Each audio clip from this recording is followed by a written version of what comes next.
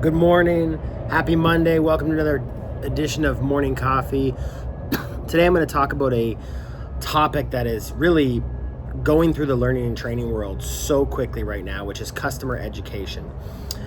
Training people that aren't your employees used to be called extended enterprise learning because they obviously were not part of your enterprise. But really now it's starting to narrow down into individual groups. And customer education is a huge component that people are really starting to emphasize. You're going to see sections on LMS companies' websites talking about customer education. You're going to see entire LMSs just for customer education.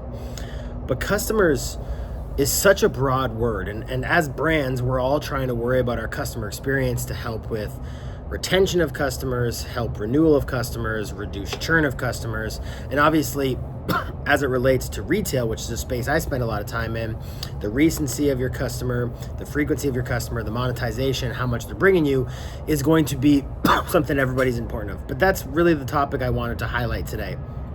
When you're thinking about customer education, you need to think about your customer.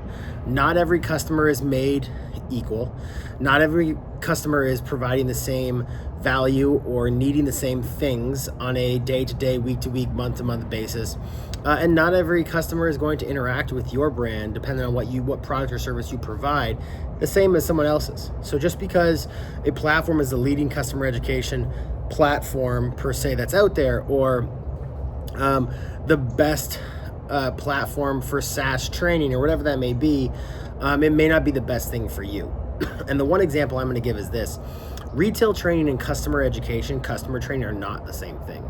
A lot of times they're thrown into the same bucket.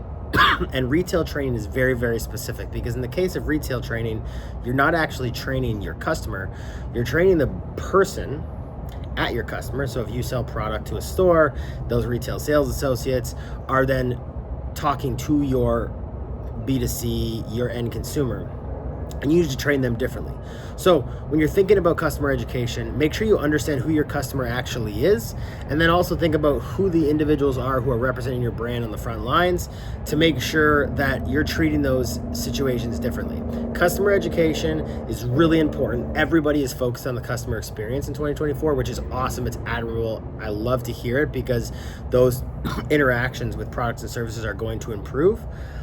But you need to think about your customer individually, who they are, what they do, and how they need to be educated by your brand. Not all of them are made equal.